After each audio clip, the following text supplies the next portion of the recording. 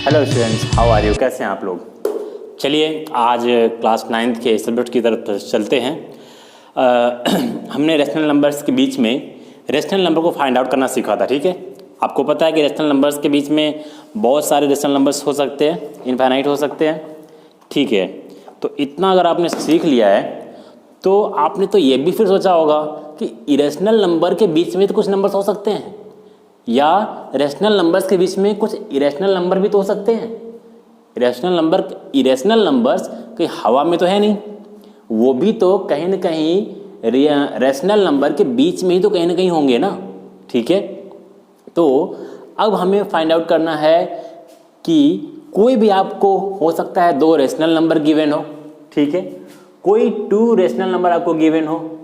ठीक है, और उनके बीच में आपको इरेशनल नंबर फाइंड आउट करना हो। ये फर्स्ट कंडीशन हो सकता है। सेकंड कंडीशन ये हो सकता है कि आपको 2 इरेशनल नंबर गिवन हो। ठीक है, और आपको इसके बीच में कुछ रेशनल नंबर्स फाइंड आउट करने हो। ठीक है, ये भी हो सकता है। थर्ड क्या हो सकता है? थर्ड ये हो सकता है कि they are given 2 irrational numbers. ठीक है, 2 इरेशनल नंबर्स गिवन है और उनके बीच में आपको इरेशनल नंबर से ही फाइंड आउट करना हो। तो ये 3 तरीके तो हो सकते हैं, और ये तो आपने किया ही है कि अगर एक रेशनल दिया हुआ है, दूसरी तरफ भी रेशनल है, इसके बीच में भी रेशनल नंबर्स फाइंड आउट करने हो, तो ये तो आप कर चुके हो। ठीक है, ये तरीका थोड़ा सा अलग है कि रेशनल के बीच में इरेशनल, इरेशनल्स के बीच में रेशनल, और इरेशनल के बीच में इरेशनल नंबर्स। ठीक है, तो आइए सबसे पहला और आसान सा जो तरीका है उसको यहाँ पर हम देखते हैं। ठीक है, हम देखेंगे कि हम 2 रेशनल नंबर को देखेंगे पहले। ठीक है, एक चीज़ और ध्यान रखना कि एक जो है इरेशनल नंबर्स को लिखने का तरीका क्या होता है। जैसे हमने बताया ना कि जो इरेशनल नंबर्स होते हैं हमारे, उसको हम बोलते हैं non terminating non repeating numbers बोलते हैं ना। मतलब कि ये नंबर जो भी होगा वो ना ही टर्मिनेट होगा ना ही रिपीट होगा। मतलब कि मान लो कि हमें कोई नंबर लिखना हो तो लिखने का तरीका बता रहा हूँ। कोई बोले कि 2.1 और 3.2 के बीच में। ठीक है, ये एक तरीके से देखो डेसिमल नंबर्स हैं। ठीक है, यहाँ पे कहीं भी बार नहीं लगा हुआ तो रिपीटिंग नहीं है, मतलब कि टर्मिनेटिंग है ये। ठीक है, तो इसका मतलब ये है कि ये दोनों रेशनल नंबर्स हैं, इनके बीच में इरेशनल नंबर लिखना है। तो लिखने का देखो तरीका क्या होता है इरेशनल नंबर्स। तो देखो यहाँ पर लिखा हुआ 2.1, तो तुम क्या लिखो 2.20। ठीक है, 200। देखो अभी एक ही नंबर ही लिख रहा हूँ मैं, 20000 ... ऐसे डैश डैश डैश कर दिया हमने। ठीक है, इसका मतलब क्या हुआ? इसका मतलब हुआ कि ये नॉन टर्मिनेटिंग है। ठीक है, और यहाँ देख लो कोई भी नंबर रिपीट नहीं कर रहा है। यहाँ पर 20 था तो यहाँ पर 200 हो गया, यहाँ पर 2000 हो गया, ऐसे यहाँ पर 20,000 हो जाएगा। मतलब कि कोई भी नंबर तुम ये नहीं कर सकते हो कि यहाँ 20 20 20 20 रिपीट कर रहा है, नहीं कर रहा है। तो इसका मतलब कि ये जो लिखने का तरीका है ये इरेशनल नंबर्स को लिखने का एक तरीका ये भी है। और कोई नंबर लिख लो, देखो 3 तक तुम्हें जाना, आप तुम्हें पता है 2.20 3 के तो अंदर ही है ना। ठीक है, और कोई नंबर लिख लो, मान लो मुझे लिखना हो, मैं लिखता हूँ 2.80 800 8000, ऐसे करते डैश डैश डैश। कोई जरूरी नहीं है कि मैं से 0 ही लेके चलो, कुछ और भी ले सकते हो। 2.71 710 7100 71000, ऐसे करके भी चल सकते हो। ठीक है, 3.2 तक है तो 3.1 भी ले सकते हो, 3.10 100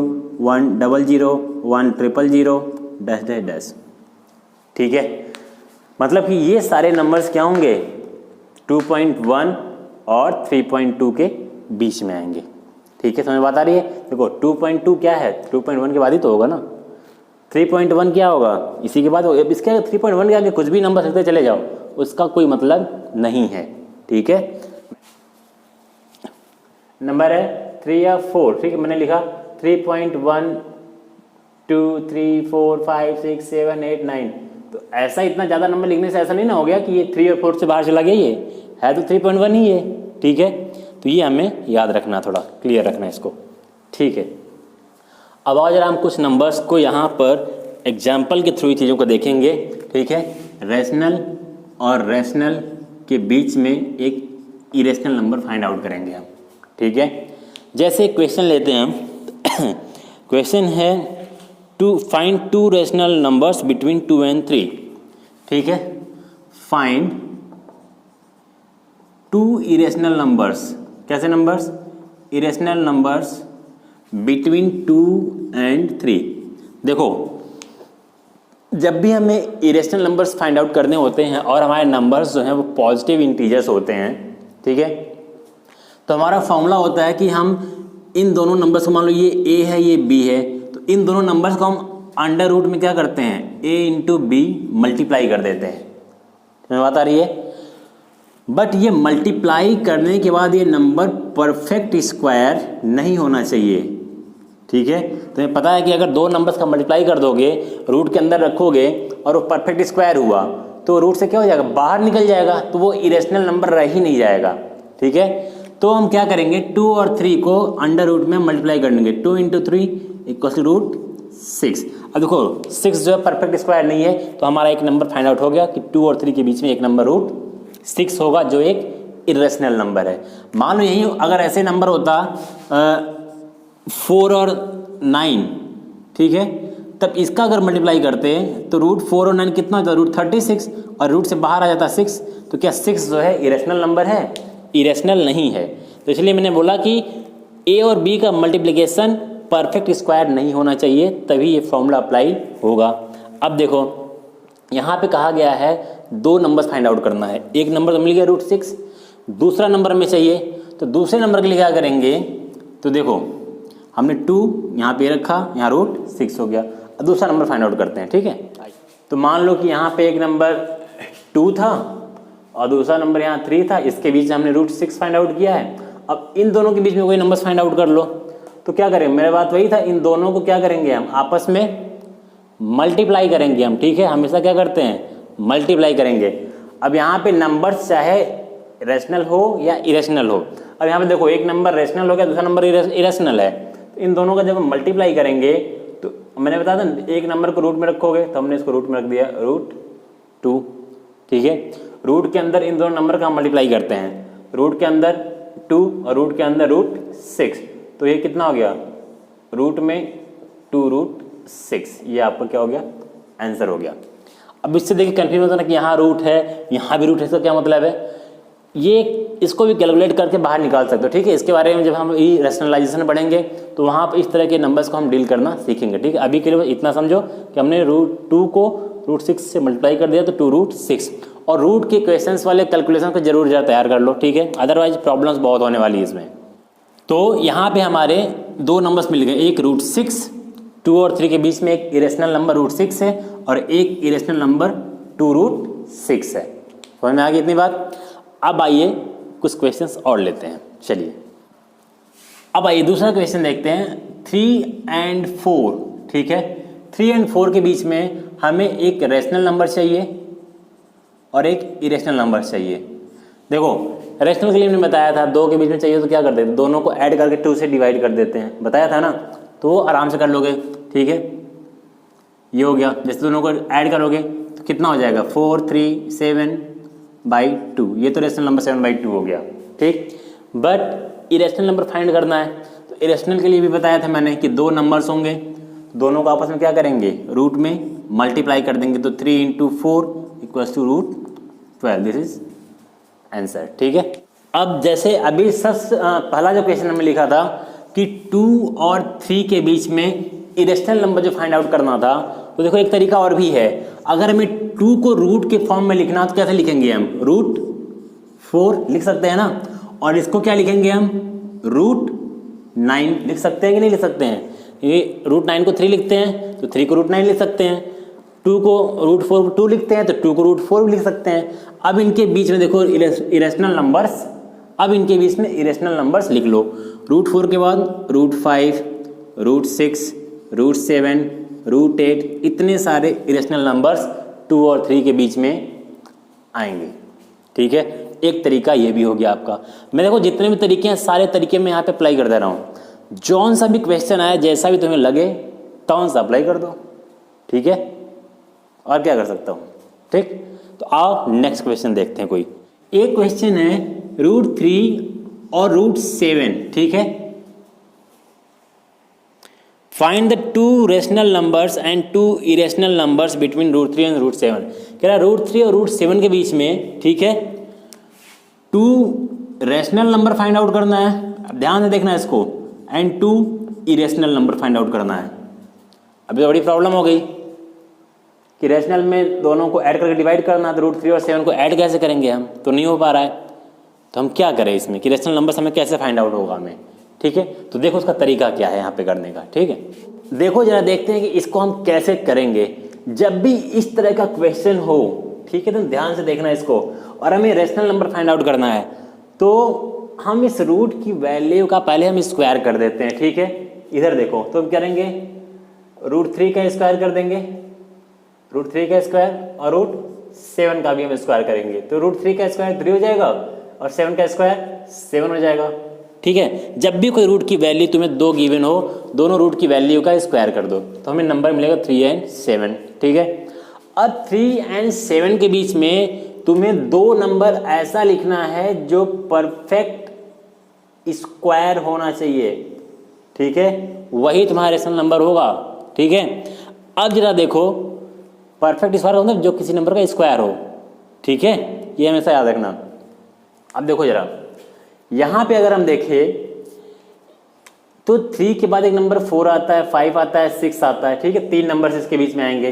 4 एक परफेक्ट स्क्वायर है ना, तो मतलब कि एक नंबर हमारा 3 और 7 के बीच में, √3 के मतलब कि √3 और √7 के बीच में एक नंबर हमारा क्या है, 4 है, ठीक है। तो एक नंबर में क्या मिल गया, एक नंबर में मिल गया √4, तो बता रही है √4 इक्वल टू कितना होगा, 2, एक नंबर मिल गया। अब कोई नंबर और खोजो, 5 तो कोई परफेक्ट स्क्वायर है नहीं, 6 भी नहीं है। कभी तुमने डेसिमल के नंबर्स को लॉन्ग डिवीजन मेथड से 8th में डिवीजन सीखा था ना, डेसिमल के नंबर्स को, वो भी तो परफेक्ट स्क्वायर होते थे। जैसे मान लो मैं बोलूँ कि 2.5 का होल स्क्वायर कितना होगा, तो हम क्या लिखेंगे, 2.5 को 2 बार मल्टीप्लाई करेंगे तो कितना आ जाएगा, 6.25। ऐसे देखो 25 का स्क्वायर 625 होता है ना। जब 2.5 का स्क्वायर करोगे तब भी 625 होगा, बट यहाँ पॉइंट लगा हुआ है, एक नंबर के बाद 2 बार तुम मल्टीप्लाई करोगे इसको, तो 2 नंबर के बाद पॉइंट हो गया, तो 2 नंबर के बाद हम इधर क्या करेंगे, पॉइंट लगा देंगे। ऐसे ही जैसे 15 का स्क्वायर कितना होता है, 225, तो ऐसे ही 1.5 का भी तो स्क्वायर कुछ हो सकता है, 1.5 का स्क्वायर 2.25।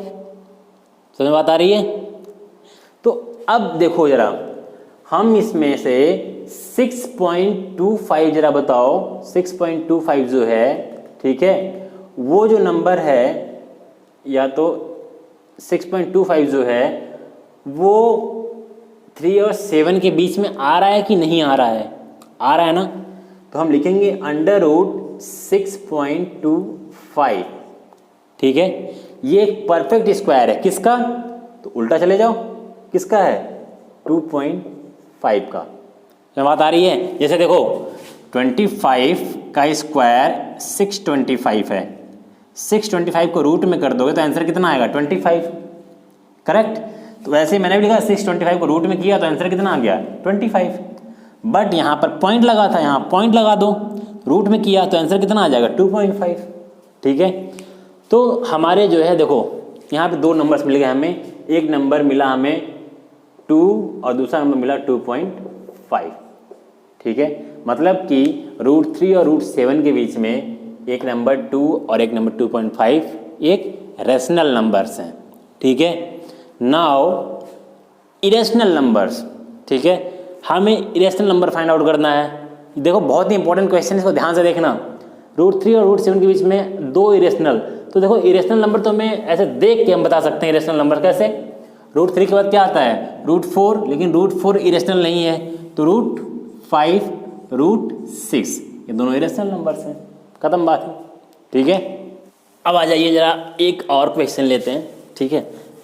देखो इस तरह के क्वेश्चंस को जितने तरीके तुमने अभी तक सीखे हैं कुछ भी अप्लाई करके सॉल्व कर सकते हो, ठीक। एक नेक्स्ट क्वेश्चन है कि find 2 irrational numbers between 2 and 2.5। Find 2 irrational numbers, ठीक है, बिटवीन 2 and 2.5।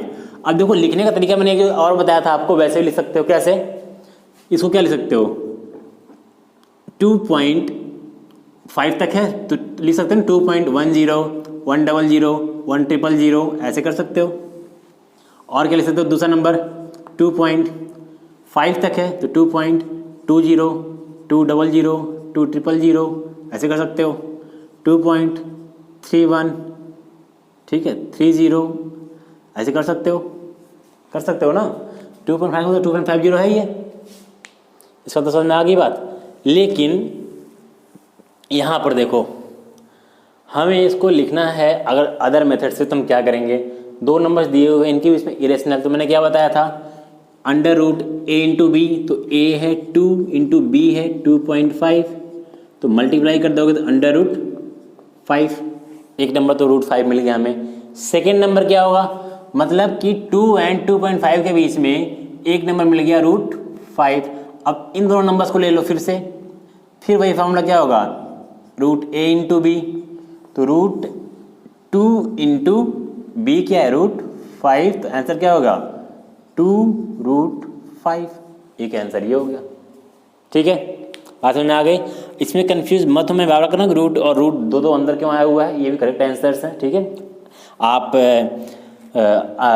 ICSE बोर्ड की बुक देखोगे उसमें भी आपको ऐसे मिलेंगे। ठीक है, या RD शर्मा की बुक देखोगे उसमें आपको ऐसे आंसर्स मिलेंगे, तो ये आंसर करेक्ट है, इसमें कोई प्रॉब्लम की बात नहीं है। एक क्वेश्चन और देखते हैं, लिखा हुआ है कि √2 एंड √3 के बीच में 2 इरेशनल नंबर, कैसे numbers, irrational number find out करने हमें। ठीक है, अब देखो जरा इस तरह के क्वेश्चंस को हम कैसे सॉल्व करते हैं। ठीक है, जैसे हमें करना हो, ये रूट की वैल्यू थी, ये दोनों को हम क्या करेंगे, आपस में मल्टीप्लाई करेंगे। तो मल्टीप्लाई करोगे तो क्या होगा, रूट के अंदर √2 इंटू √3 कितना हो जाता है, मल्टीप्लाई करने आता है ना, √6। मतलब कि इन दोनों के बीच में एक इरेशनल नंबर ये है, हमें दो नंबर चाहिए, फिर मान लो इन दोनों को ले लो। ठीक है, इन दोनों को लेके चलते हैं, तो अब इन दोनों को क्या हो जाएगा, अगेन रूट के अंदर √2, ठीक है, और ये हमारा है, देखो इस नंबर को अगर हमें लिखना होता है कि √6 है, ठीक है, इसको अगर हमें लिखना होता है हम क्या लिख सकते हैं, √6⁻1/2। ठीक है, अब देखो जरा, अब इसको अगर ये भी हम रूट हटा दें इसको, ठीक है, जब भी किसी रूट मान लो ऐसे कोई नंबर लिखा हो √2, अगर रूट हटाना होता है तो हम क्या करते हैं, 2⁻1/2 कर देते हैं। ठीक है, तो अंदर का रूट हमने हटाया तो 6⁻1/2 कर दिया, बाहर का रूट हटाएंगे हम तो क्या हो जाएगा, 6⁻1/2 तो था ही, और इंटू 1/2 फिर हो जाएगा, मतलब 6⁻1/4 हो गया। ठीक है, अब देखो, अब एक नंबर हमारा √2 है और दूसरा नंबर 6⁻1/4 है, फिर करते हैं इन दोनों को भी, फिर क्या होगा, दोनों को आपस में मल्टीप्लाई करोगे तो अंडर √2 इंटू 6⁻1/4 ये लिखोगे। इतना समझ में आ गया। अब अगर हम फिर से यहाँ से रूट को हटा दें, हम देखो ये भी एक तरीका बता रहा हूँ, ठीक है, कैलकुलेशन है ये। अगर हम इस रूट को हटाएं, इस वाले अंदर वाले रूट को, तो हम क्या लिख सकते हैं, देखो यहाँ पे मैं लिख रहा हूँ अंडर रूट, तो 2 को लिख सकता हूँ मैं 1/2 इंटू 6 1/4। अगर ये बड़ा रूट हटाऊंगा तो 1/2 का इसमें भी मल्टीप्लाई होगा और इसमें भी मल्टीप्लाई होगा, मतलब 2⁻1/4, जब 1/2 का मल्टीप्लाई करोगे तो 1/4 हो गया, इंटू 6⁻1/2 मतलब 1/8, जब 2 का मल्टीप्लाई 4 में करोगे। ठीक है, तो एक नंबर तुम्हारा ये आया। ठीक है, तो बात समझ में आ गई, एक नंबर हमारा 6⁻1/4 हो गया और दूसरा नंबर हमारा ये पूरा हो गया। ठीक है, ऐसे भी लिखने का एक तरीका होता है। इसके अलावा इसे मैं इरेज कर देता हूँ, अगर √2 और √3 दिया हुआ है और तुम्हें इसका डेसिमल एक्सपेंशन पता है, जैसे √2 को हम लिख सकते हैं कि √2 = 1.414, ठीक है, और √3 को लिख सकते हैं 1.7320। ठीक है, अब इसके बीच में आपको इरेशनल नंबर्स लिखने हैं। फिर मैंने बताया था कि डेसिमल वाले नंबर्स को कैसे लिखते हैं हम, तो इन दोनों में से क्या करो, शुरुआत के दो नंबर्स उठा लो केवल।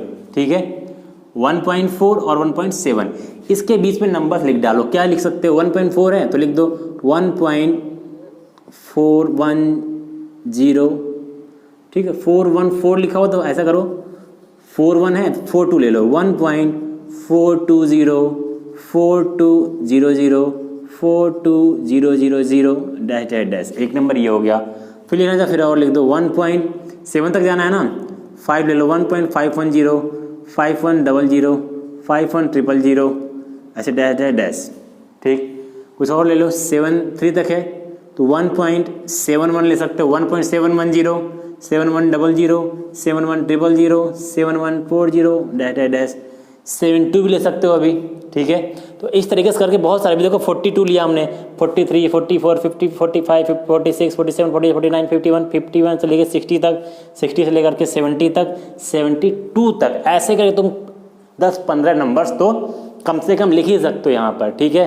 तो एक ये तरीका हो गया कि √2 और √3 के बेस में इरेशनल नंबर्स को लिखने का एक तरीका है ये। आइए कुछ नंबर्स ऐसे आते हैं कि फ्रैक्शन में आपको गिवन होते हैं, ठीक है। जैसे आपका एक क्वेश्चन दिया हुआ है यहाँ पर कि 1/7 एंड 2/7, ठीक है। 1/7 एंड 2/7 ये 2 नंबर्स गिवन है आपको। इन दोनों नंबर्स के बीच में आपको कहा जा रहा है कि find 2 irrational numbers between 1/7 and 2/7, ठीक है। तो क्या करें हम, 1/7 और 2/7 के बीच में इरेशनल नंबर फाइंड आउट करना है, तो पहले हम क्या करेंगे, इन दोनों को क्या करें, डिवाइड कर लें हम, ठीक है। कुछ डेसिमल में आंसर आएगा। जैसे 1/7 को अगर हम डिवाइड करें, ठीक है, अगर 1/7 को डिवाइड करेंगे तो 0.142857 आएगा, ठीक है। ये इतना पार्ट बार बार क्या करेगा, रिपीट करेगा। ऐसे ही 2/7 को अगर हम डिवाइड करें 0.285714, ये पूरा रिपीट करेगा यहाँ भी। तो 2/7 को डिवाइड करो 0.285714 आएगा। अब इनके बीच में तुम्हें 2 इरेशनल नंबर्स लिखने हैं। मैंने क्या कहा था, शुरुआत के कोई भी 2 नंबर्स ले लो, 0.14 यहाँ पे 0.28, और इनके बीच में नंबर्स उठा के लिखते चले जाओ। तो 0.14 के बाद क्या लिख सकते हो, 0.15 01500 15000 डैश डैश डैश, कुछ और लिख दो, 0.28 तक लिख सकते हो, तो 20 लिख दो अभी, 20 220 2000 ऐसे करके।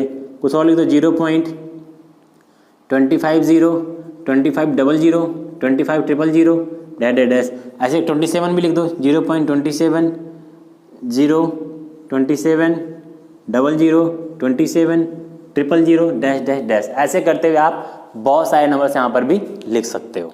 और कोई जरूरी नहीं कि बार बार तुम 0 ही लगाओ, लिखने को कुछ और भी लिख सकते हो। मान लो लिखो 0.14 है, लिख दो 0.151 1511 15111 लगाते चले जाओ, कुछ भी लिख सकते हो ना। मान लो ये लिख रहे हो 20, तो क्या लिख सकते हो, 0.20 21 211 2 111 2 4 time 1 dash dash dash dash लगाना मत भूलना इसको, ठीक है। 1 लिख सकते हो, 2 लगा सकते हो, 2 3 लगा सकते हो। मतलब कि यहाँ पे तुम्हें दिखाना कि नंबर रिपीट ना हो। देखो यहाँ पे 21 था, लेकिन यहाँ 21 केवल नहीं आया, 211 आ गया, मतलब नंबर रिपीट नहीं हुआ। यहाँ 211 था, यहाँ 3 बार 1 आ गया, मतलब नंबर रिपीट नहीं हो रहा है। और ये डैश का मतलब टर्मिनेट भी नहीं हो रहा है, ठीक है।